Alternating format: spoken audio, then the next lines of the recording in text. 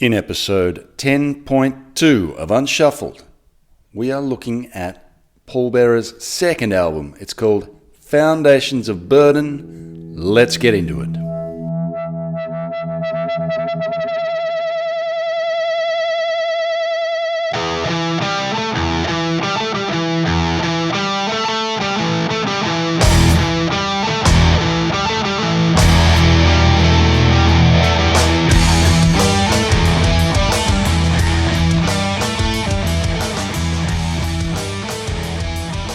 Welcome, listeners. Welcome to Unshuffled. Great to have you back with us, or with us for the first time, if that's the case. We're bringing back the album. It needs to be brought back. We're doing it. Well, we're trying to anyway. You'll get the hang of things as we go through. But anyway, look, I'm your host, Matt. Joining me, as he always does, he's back in Japan. So I can once again say my man in Japan, Scotty D. Hi, Scott. Hey, Matt. Konnichiwa, as it were. You crossed the date line, huh? I did, and I lost. So it's tomorrow there, not yesterday. No, not doing this yesterday anymore. We're doing this tomorrow. Good. We've got a great band. We really enjoyed their last album. The band is Pallbearer. We're on to their second album today. It's called Foundations of Burden. Yeah, the idea, if you haven't listened before, or just to remind you if you have, this is not a review podcast. We're not reviewing the album, trying to get you to listen to it, or telling you to go and listen to it. We want you to have listened to the album before you listen to this, and it's well worth listening to. So, spoiler alert, I'm hoping with you, it's well worth a listen, and we want you to come to this podcast knowing the songs a little bit. It's easy enough to find, although it's not on Amazon Music, but you'll find it on Spotify. It's on Apple Music, I'm assuming, Scott. Yes. Yeah, and so just, you don't have to hunt too far for this thing. You don't even have to pay any money. But give it a listen, and if you haven't done so already, and then come back to us when you're done, because this podcast can wait, but you only get one first few listens. So do it before you listen to us, please. With that said, I'm sure Pallbearer would appreciate if you did pay money. Yeah, pay the money, buy the CD, buy it off Bandcamp. I did both. I didn't want to, but anyway, it's a long story. But yeah, if you want the files, and you don't want to have to worry about buying the CD, burning it, and discovering it's full of skips, just download the music files off Bandcamp is my recommendation. Save you the hassle, and you can get. Although I think the CD on Bandcamp's sold out. But anyway, look, just hunt around for it. You'll find it. But do that, or at least listen to on Spotify, and then listen to us, because we're about to tear into it and have a good old chat. We want you to be part of the conversation, listener. Scott, your first big job every podcast is to talk us through the details of the CD, and just to sort of fill us in on what release date, all that. I got it. Lineup I got changes. Got them right here. So here we go. As you had said in your introduction, this is the sophomore album, Foundations of Burden. It was released on August 19th, 2014, which, listener, if that's even remotely interesting to you, is less than a week away from the date we're recording this. It would be the anniversary. So it's got a summer vibe, I guess. It doesn't. Produced by Billy Anderson, who also worked with Sleep, High on Fire, did some stuff with the Melvins, Jawbreaker, Red House Painters. The label is Profound Lore, and it was recorded in Portland, Oregon at Type Foundry Studio. The lineup is a little bit, we've had a bit of a shift, but we've got Brett Campbell still on vocals and guitar. We've got Devin Holt, who's on guitar and auxiliary vocals. You suppose that's backing vocals? It's got to be the same thing, right? And then we've got Joseph D. Rowland, who's playing bass, synth, piano, and backing vocals and lead vocals. And then on drums, we have Mark Lyerly, who has replaced both Zach Stein and Chuck Schaff, who were on their first album. Yeah. We're about 2 years. Yeah, about 2 years from the first album, between album number 1 and album number 2. Before we get into the sound of this thing, let's talk artwork. I think they've kept the same guy, right? This is the same dude. He calls himself Annie Metal Physical now, but it's Sean R. Williams. Sounds for me. I think that was the same artist as on the first album. Yeah. Yeah. I'm looking. Yes. Yeah, different vibe a little bit for this one. It's got like a heart, a giant guy standing in front of a heart thing. I guess there's still that sort of feel, that ominous, deathly figure lurking in the background. But yeah, it's a bit more. I think this one's a bit more sci-fi. And the CD booklet has something. I don't know if you've seen it. Let me hold it up for you. Oh, It's yeah. this sort of fold out. It's got kind of a looks tool vibe, very. doesn't it? Well, to me, it brings to mind a Twitter page that I follow called 70s Sci-Fi Artwork. And it looks like the cover of a 70s sci-fi novel. So the first album had real fantasy vibes, I thought. So we spoke about sort of Dungeons and Dragons sort of vibes from the artwork and the content. This one, to me, is very classic sci-fi, I think. I don't know how you feel about that. I think the artwork and the song content, we'll talk about it as we go through it, of course. But this one feels more. It's still classic, still retro, but sci-fi rather than fantasy. What strikes me about their album covers is that the color stands out. It's almost like the dominant feature on both of their albums so far. I feel is the color, like the background. And then there's this image that's like superimposed over it, right? Like that first one was like that dark sort of midnight blue, and this one's I don't know what color that is, like a red, dark blood red. But there's like clear, like there's so much space. Yeah. Like the image is centered, and then all that space is just sort of filled in with color. I don't know. Yep. I find it interesting. Yeah. We've got a band picture as well here on the back. You actually see him on this one, Right. the first one. It's still monochrome, Right. dark, but you can make out their features this time. Yeah, and Coming into lyrics, the light. lovely CD booklet. All the lyrics are printed.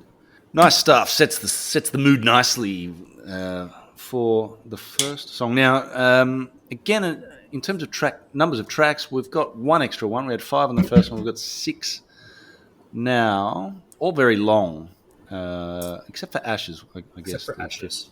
The 5th track is quite short by their standards, but the others are all around the 10-minute mark. So not so many tracks, but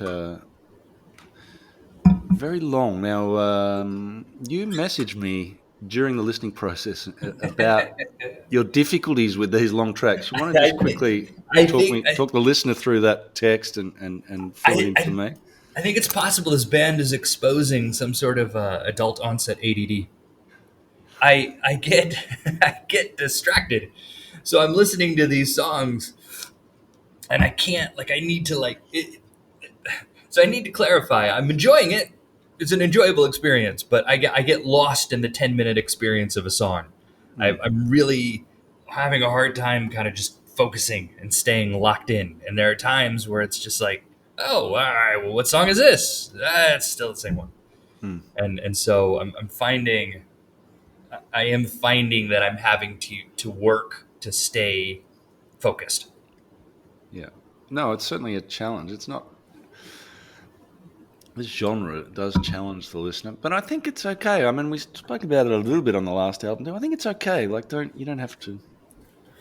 You can drift in and out with this as well. Like, it's okay to do that. Well, what was your response? You said this isn't for the TikTok generation. No, it certainly isn't. No, it's for people who read, books written on paper.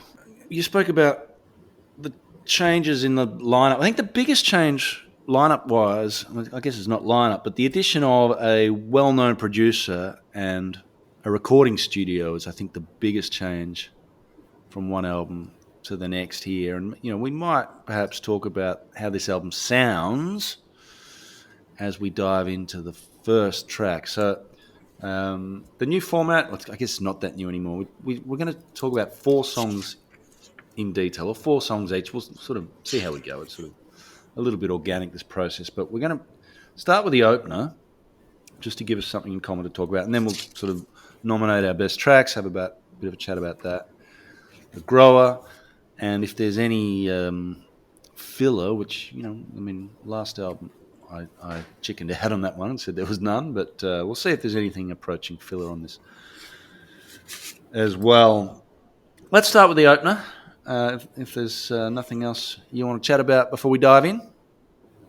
No, let's get into it. You want me to take it, or you got it? Yeah, you lead away. It's called Worlds Apart. All right. Sounds like a Journey song, right? It does a little bit. I'm interested in particular about the first, the first impressions of the sound of this. How okay, so that was actually the first.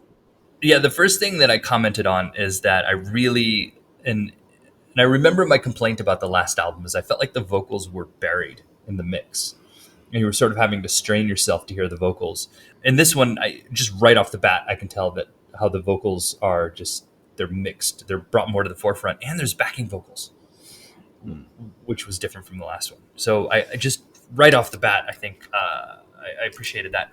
It's a solid opening track. It starts with like a melody. They're really good at finding, sort of hinging on this melody riff that they kind of keep just thematically coming back to throughout the song, right? So even in the 10 minutes, when I find that I do kind of get lost, they still have a theme that pulls through the entire song. I think it's 10 minutes and 17 seconds, and out of 6 songs, it's the 4th longest song, right? So it's not even close to the longest song on the track. Yeah, and so I just, the sound of it, the drums are bigger, the vocals are bigger. I feel like the songs are a little bit more, I don't want to say contained, but sort of thematically held together. And you see all of that from the opening track. I think that this is kind of a good indication of where the album is going. Yeah, I agree with your thoughts on the sound. It is a big sound upgrade. The last album didn't sound bad, but it had a real 70s tubey vibe to it. This is a much cleaner, much more modern sound, and I think I prefer it. So they've advanced in that way. Also, I think the songs themselves are more complex. The arrangements are more complex now. You mentioned the addition of backing vocals, which I think adds to it. There's different sections in this, and it's very clever the way it has this sort of, in the middle section, there's a sort of chanting section, like a mournful choir or something with the backing vocals, the darkened heart section, and it really slows down like a sad mass or something. And then I love what happens after that, because it feels like it's winding down, but then they sort of rebuild the song really patiently, and it kind of curves back on itself, and all of a sudden it's like, oh no, this song's moving again, and it just sort of sneaks up on you again, and you get a great final verse. That the climax of the song is fantastic, and then it sort of winds down again after that with 2 minutes of intricate sort of solo and guitar noises in the windy down outro bit. So it's great. I really like this song. I feel like it's a great showcase of how far they've come from the first album. Lyrically, again, the sci-fi vibes here. So this one reminded me of one of my the themes in this reminded me of the themes in one of my favorite science fiction authors, Ursula Le Guin, who is from Portland, Oregon, I think, coincidentally. Whether that's their inspiration or not, I'm not sure, but there's certainly some sci-fi and particularly Ursula Le Guin vibes I get from the lyrics and the themes here. And it's great, and it leads straight into the next song as well, but we don't have to talk about that now. What we need to do is nominate our favourite track on the album, unless that was it for you, unless Worlds Apart was yours. No, it was All not. right. Well, what was? Well, so I was torn on my between my killer and my grower. I was Okay. trying to, I knew the two songs, but I was trying to figure out which was which. And I think my killer is Watcher in the Dark, track 3. Mm. Hmm. And I think what really kind of set that apart from me is that I really like the back half of the song. Mm. Like they really kind of in the back half of the song, they find this groove. The bass really stands out. It's the bass, isn't it? Yeah, it's It the is the bass. bass. It is the bass. And then, but there's like, and I'm going to comment on this, I think, a little bit later. But the way that there's the guitar solo, and the guitar solo is doing its thing, right? Does what guitar solos do. But there's this really cool bass riff that he's playing underneath. It's the way that he's layering sort of the bass underneath the guitar. And then the way that the drums all just lock into it. And there's just kind of the way that they just sort of jam out the last half of that song is what ended up setting it, putting it as my killer track. Yeah. Okay. Well, I'm going to talk about it too because this was my nomination for my grower. So I'll talk about it in that context. I knew you'd love the bass there, and it's to me it was very geezer. That sort of those walking bass like Yep. that Yep. stuff. I loved from it was the second half. I think it was the six. We talk about the second half of the song from the 6 minute 30 point onwards is the second half. Yeah, I mean the start's slow too. The start's great too. It's Sabbathian as well. The lyrics here, it's still sci-fi, but more. This is about some cosmic, horrifying cosmic being drifting through the cosmos. So I guess it was more Lovecraft than Le Guin lyrically. Lovecraft Um, or Tchaikovsky. I don't know. But yeah, just that bassy bit, that bit at the end. I thought you'd like that, and it grew on me too. So first listen, it wasn't one of my favorites, but I found myself more and more just looking forward to it's coming soon, the bassy bit, and getting all excited. And then you get those nice wind chimes to finish, and then that then leads in, and then in 4 songs. There's no gaps between them. The first 4 songs. Excuse me, because that then leads into my killer track, which is track 4, The Ghost I Used to Be. So let me just chat quickly about that. For the record, that's my grower. Oh, there you go. We can both chat about the ghost I used to be. Quite different in theme, this one. The first 3 had sort of sci-fi vibes. This one is it's about regret and dying. It feels much more personal, I guess, the lyrics here. I noticed they do mix the lyrics up, the lyric writers. Um, I don't think they did that on the previous album. So there's 2 lyrical contributors now. This again has some really good bass work in it. But the biggest shock on this album happens in this song. Just after he sings "The Ghost I Used to Be," very beautifully, I might add. They rock out like this. I don't know, like about a minute or so of just this killer stoner rock groovy riff, and I love that bit. I mean, can we get a Pallbearer side project where they just play rocking riffs like that? That All would be albums. amazing. Just like a stoner metal pallbearer. Yeah, it would be great. Anyway, they do return. It's got a great opening, and then they return to that later on, which I like the fact that the songwriting craft to have these recurring themes and a beautiful outro. There's a nice little acoustic solo-y bit in the middle, so lots of different elements here, and I guess it's the variation that makes this stand out as my killer track. I guess this was the single. Was it? NPR. It was featured on NPR. Can do we have a Google Wrangler out there that how many doom bands have been featured on NPR? Oh, I'd like to know. oh. Yeah, no, I don't. I was just both songs.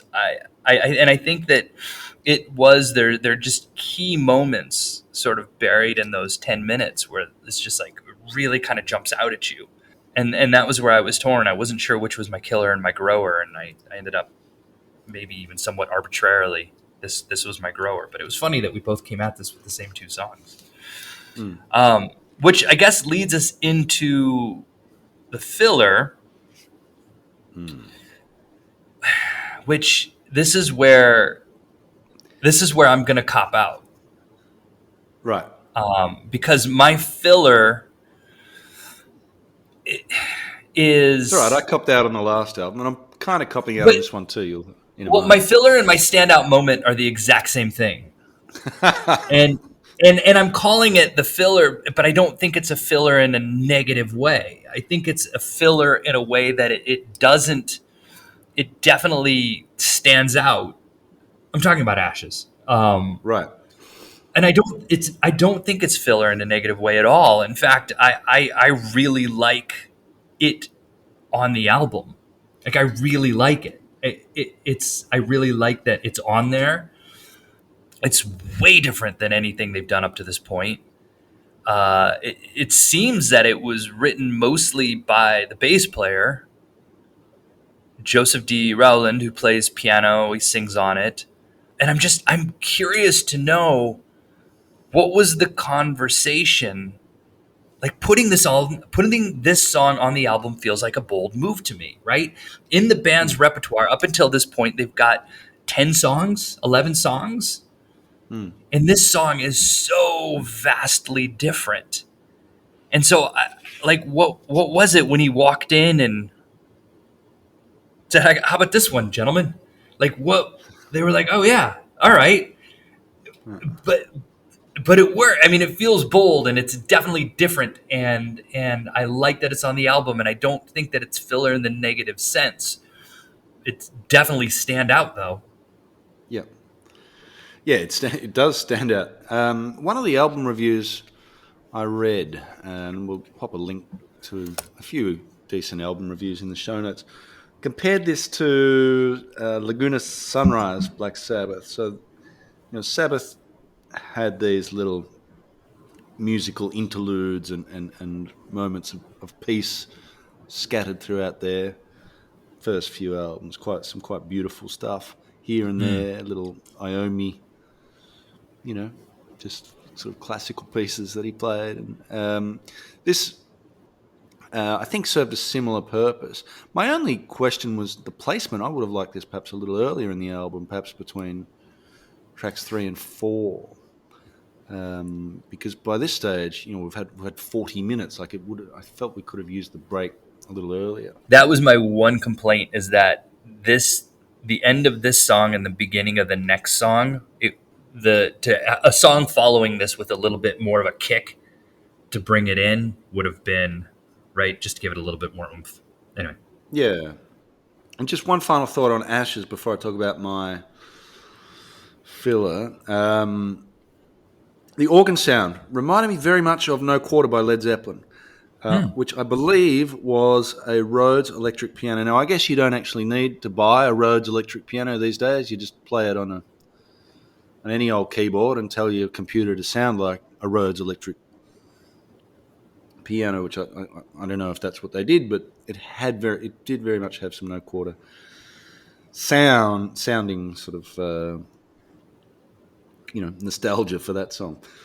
And again, that 70s throwback sort of that we get a bit of that here and there, quite a lot of that actually with this band. Again, you've sort of changed the filler. I don't know. I think we need to be flexible with filler because it is a very negative sounding term. I'm going to call it not so much a filler, but a failed experiment, and that's the last track, Vanished, which was my least favorite on the album. This one kind of meandered a little bit for me and never really got going. They tried something here with time signatures. There's 3 distinct parts to this song. There's a 4/4 first sort of about half of the song. Then there's a 6/8 section, and then the last few minutes of the song are in 3/4 time, and so I guess it's the most proggy they've been, in terms of experimenting with time signatures. So, good on them for having a go at mixing it up and getting a bit progressive. But I don't know, 3/4. I never liked 3/4. We had a ghost song in 3/4. Remember? Off Infestissima, Secular Haze, I think it was. And Ghost also used 6/8 a little bit in their first couple of albums, but I don't know. I think I guess after you just play enough songs, like, well, what can we do different? Everything's sort of been slow and heavy. What can we do? Well, let's try 3/4. And I understand the attempt, but to me, I don't know. 3/4 never. I never find myself going, yeah, 3/4. And so the last song just never really grabbed me. So I don't know. And that's why I thought Ashes maybe was not well placed, because it led into this sort of what I thought was a failed experiment rather than one of their stronger songs. Yeah. Interesting finish. But yeah, like, there's enough strength. I just think in those first 4 songs, just if we want to just talk generally about the album, those first 4 songs are magnificent. And there's no gaps between any of them, as I mentioned. There's some wind chimes that lead into The Ghost I Used to Be, but it's basically 4 10-minute songs that are just sensational. And this band hits some real sweet spots with me. I love the heaviness and the fact that they've cleaned up the sound here, and they've kept that beauty. And I used the word majestic on the previous album, and I get that feeling again on this album. It's a beautiful, beautiful album. And really liking Pallbearer so far. You got some general thoughts? No, I mean, I kind of sort of what I talked about at the top. Just I am enjoying it. It's not really a summer jams album. No, probably was good on the plane, though. I imagine It was good if you on ever the got plane. the kids to sleep. Yeah. We've got a few more things to talk about yet too, don't we? Yeah. But no, you're right. When I was on the plane and I had to be sort of focused, it was definitely a lot easier. Which this is okay. So here's, I guess, as we're getting into that, then, do you have something for what were they thinking? Because I'm itching to jump into notable lyrics. Well, have you got a standout moment first? Because mine's clearly going to be the rock out bit in The Ghost I Used to Be. Oh, mine was Ashes. Sorry, I was combining my standout moment and my filler. That was Okay. my. All right. Well, let's hear your standout lyric then. So the notable lyrics, I went with 2 of them. First off, just structurally, I like what he's doing in Ashes. Playing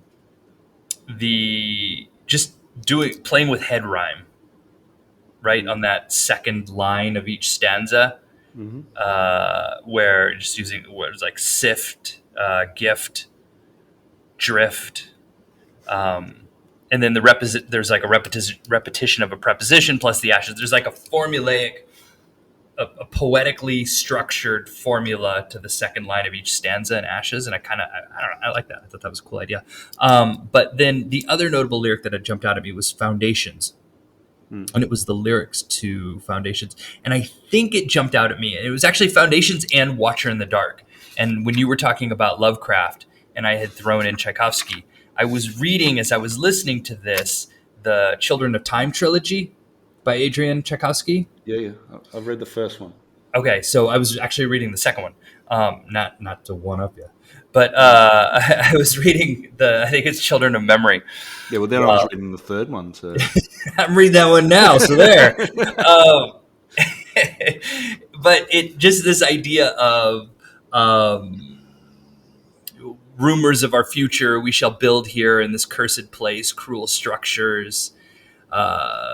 It all sort of reminded me of that, right? The people kind of they're floating. They left Earth to find this new place where they can inhabit and sort of floating around in space and having to come back to Earth. And then this is sort of Watcher in the Dark, branching, not to be too literal, but branching web of space and time, and talking about this thing with 10 million eyes or whatever when they go back to Earth and the spiders have taken over, and they have like literal like web structures that they've built around the planet.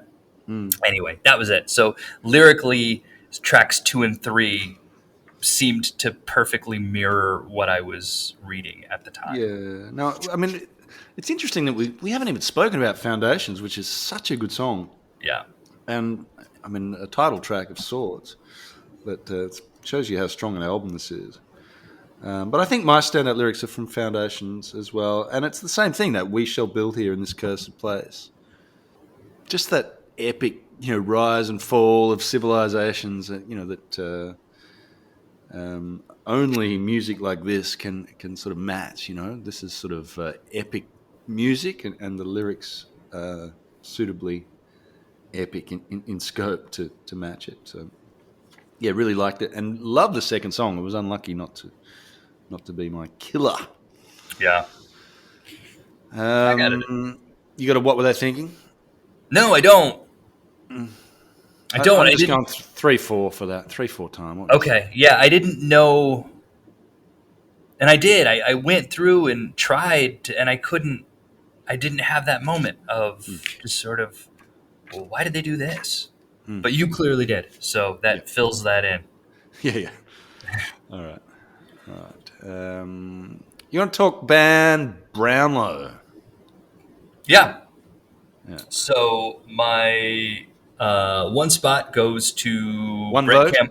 My one Third vote. best performance? Third best performance goes to Brett Campbell, vocals and guitar. My second best goes to Mark Lyerly, the drummer. Welcome to the band, Mark Lyerly. I think that the drums are there. They're present. They're holding the whole thing together. So well recorded. And now, there's going to be no surprise, but there will be an explanation. That's the bass player. Sometimes the bass player is the least musical member of the band, right? Probably case in point with myself. And sometimes where you find out that the bass player is actually probably the most musical member of the band. And this album, I feel like I really got that sense of that Joseph D. Rowland is like a legit musician, right? Yeah. I don't think he's just some fella who picked up the bass and started plunking along. There's legit musicianship happening here. And it stands out in, as I said, kind of just those underlying bass riffs that happen in just several of these songs. I think I talked about it more specifically in Watcher in the Dark. Worlds Apart. Yeah. But it happens throughout. But then also just the composition of Ashes, I think really kind of showcased his talents. So anyway, my 3 votes go to the bass player, Joseph D. Rowland. Yeah, well deserved too, I think.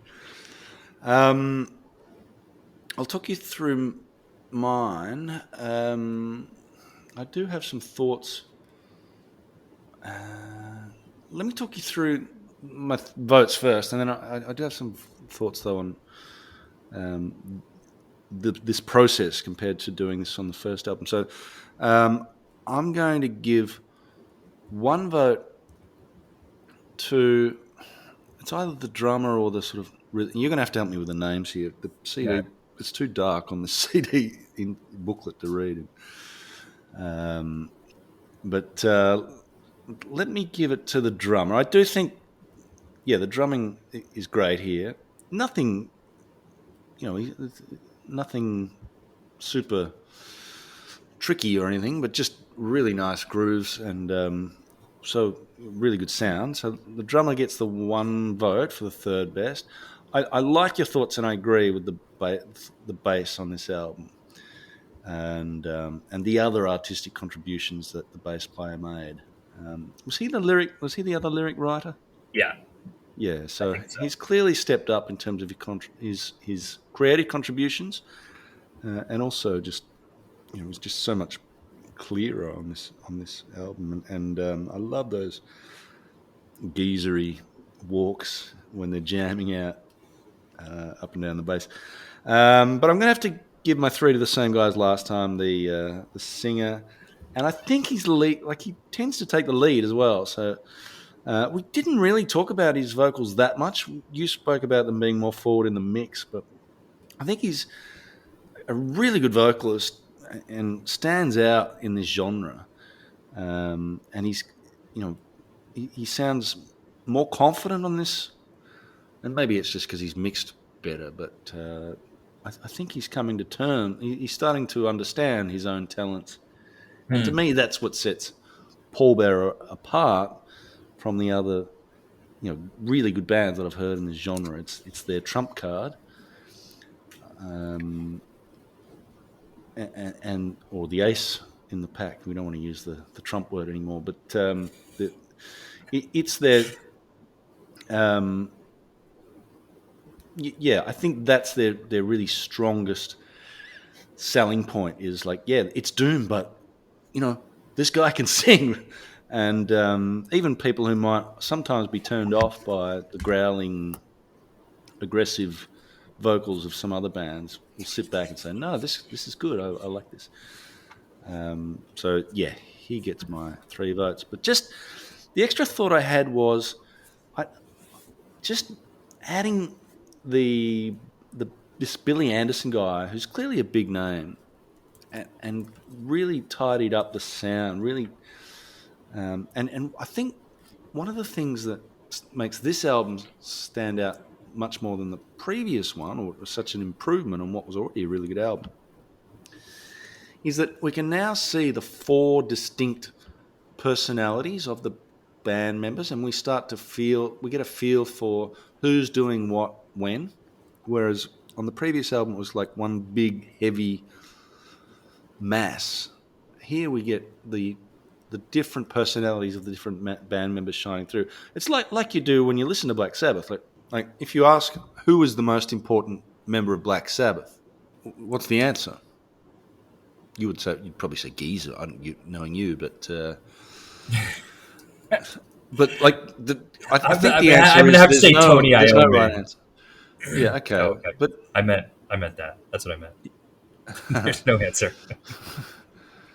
but and I mean, they're all such talent. Like Ozzy, well, I'm talking Aussie era here, but such an incredible vocalist. You've got this amazing riff machine and great guitarist, and you had Geezer, but the drums of Sabbath as well. I mean, and it's I get that feeling on this album, this Pallbearer album as well. It's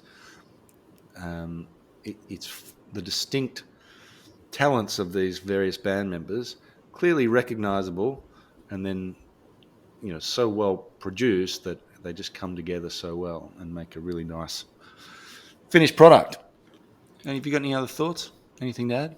No, I'm curious. I mean, I feel like the band is. I feel like now I got a sense of what where they're going, where this is going, Yeah, and I'm curious. I'm really curious to hear the next one. yeah, I'm looking forward to the next one. They're certainly on the upward trajectory, and I think this was the first album that this was a sort of where it really started to take off from with this Foundations album. And the next, what do we got? 2 left. We've got 2 left. Yep. Yeah, And the next one is called Heartless, yeah. and there's a Japanese only version of the band or of the album. I'm sorry, that has a Black Sabbath cover and a Typo Negative cover. Do you know anyone in Japan that could be able to I'm gonna look. I'm hunt going that to down look. for you? Yeah, I'm gonna see if I can find it. Yeah. I think I'm supposed to go to Osaka next weekend, and I'm gonna put this on my list. Okay. I'll Cool. let you know. I'll let you Yeah, know. I mean, Discogs might be another place for you to look. Cool. Yeah, I think I'm expecting big things. I think they've they've really sort of nailed it with this album, and I think be interesting to see where they take it now that they've really got the groove going. So yeah, big things to look forward to. I think they're touring at the moment, so there's no danger of any new album anytime soon. Um, but yeah, so 2 to go, and I'm expecting big things. I think they'll be great. Anything you want to share from your last? Since I spoke to you last, you've survived the smoky haze and then the floods of Vermont. Yeah, that was a. It's been an interesting summer, and I'm not sure if this is like an ominous sign of just things to come. This is now sort of the epoch that we're existing in. What there's a name for it, Anthropocene, I think, where like they're trying to identify when was the exact point that man basically started messing things up, and I think they're narrowing it down to like the 19 late 40s, early 50s with nuclear testing. Yeah, And didn't they just the find something in a crater or like a lake or something that said that's it? That shows that I don't know. That was showing a it was some news story. This right. is this is my knowledge of things these days. Something happened about that. You Google it. There was a guy. He did a thing. just look it up. Um. Anyway, so I don't know. Is this just it? Is this I what we, think we my theory smoky is fires and this is just a really unusual one-off summer, and it'll all go back to normal next summer, and everything will be fine from now on. I think what is that that's it? what's going to happen. Because nothing's gone back to normal since 2016. No, I think I'm pretty sure we're okay. I don't think there's anything to worry about Like, for I don't us mean or to be our a children. harbinger of doom here, but I am born and raised a Chicago Cubs fan. Right, my entire life, my family, I go back generations of Cubs fans. We would get, and it was when the Chicago Cubs finally won the World Series, the planet went to shit. Yeah, and my Uh, team Richmond won in 2017 after 40-year drought or something. So There's something to it, right? Cubs win the World Series, Donald Trump becomes president, we just drive off the cliff. yeah. Not to get political. Um. Anyway, so you survived. Anyway, you're back in Japan. I made it. I'm back. Uh, Fearful of what next summer will look like. oh well, nothing. There's no natural disasters likely to happen in Japan. Well, I'm just we've had plagues, right? This whole thing started with the plague, and then we had biblical floods. Yep. I mean, I need to catch up on my Bible reading so I can know what's coming up next. Just listen to the Four Horsemen by Metallica. Hmm. Um. Hmm. Yeah. All right. Good. Oh, well done. Well done getting back to Japan. I'll be heading back to Portugal soon. My first job though is to walk from one side of the old city of Bologna to the other at 1 a.m. And if there's a bar open, I might stop in and have a beer. Ah, look at you! Yeah. Look at you! I'm jealous of that. I'm gonna go home to some restless children and make breakfast. Oh dear. All right. Good luck with that. We got. I might even put the next Pallbearer song in my headphones as I wander the streets through the portici, past the Aston Alley Towers, listening to what's it called? Heartless, Heartless. heartless. Heartless. I think you'll find it's pronounced, Scott. Heartless. Come on, man. I don't see an R in the word heart. Do you? Don't. Well, I do actually. Be heatless. H-A-A-T, heart.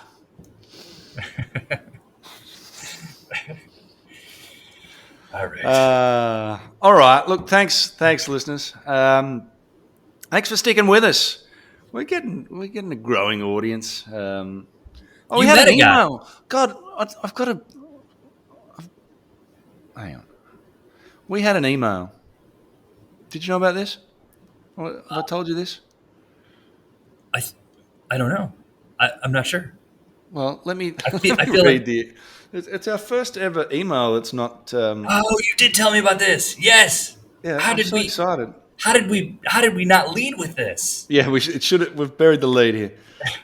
I've got to find it. Here it is. All right, this is.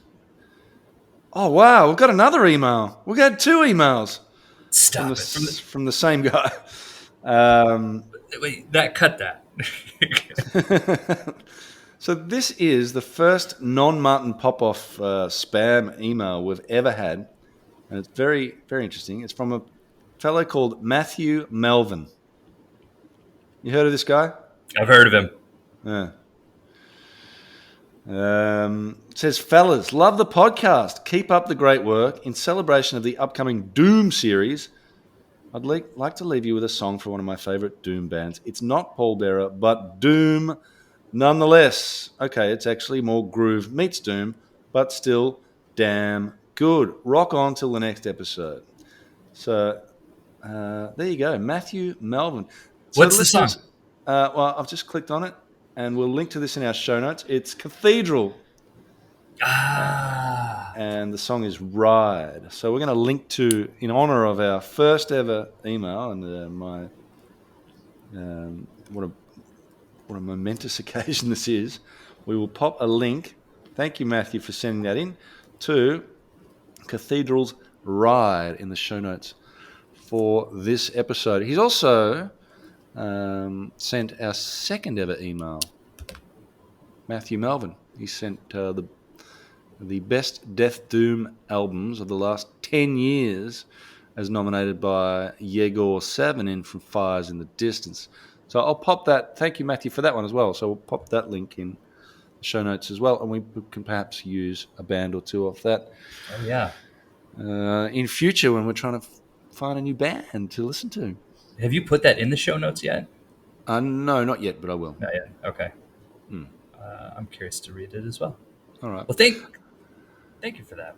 Yeah, thank you, Matthew, and listeners. It's that easy. If you want to get a little shout out, just drop us an email. Our email address is unshuffledpod@gmail.com. Show notes will be on our website soon, unshuffledpod.com. You can catch us on X. Our X handle, it's Twitter for those who haven't caught up yet, is at unshuffledpod. I don't know how much longer I'm going to stay on this damn thing, but we're there for now, at unshuffledpod on Twitter. Thank you, Small Stone, for the use of the great track Vanguard. The band is 7 Planets, the album is Explorer, and Small Stone are a fantastic label. And 7 Planets, great band, well worth checking out. Some groovy instrumental stoner rock, really good. And thank you, Scott. It's been a pleasure talking about the second album from Pallbearer, and I'm looking forward to the third one. Yeah, no, thank you, man. And I agree. I'm going to get started right away. Want to make a breakfast? Me too. Yeah, I'm going to get started too, wandering the streets of Bologna. And thank you, listener, and thank you, listener Matt. Thanks, everyone. Bye.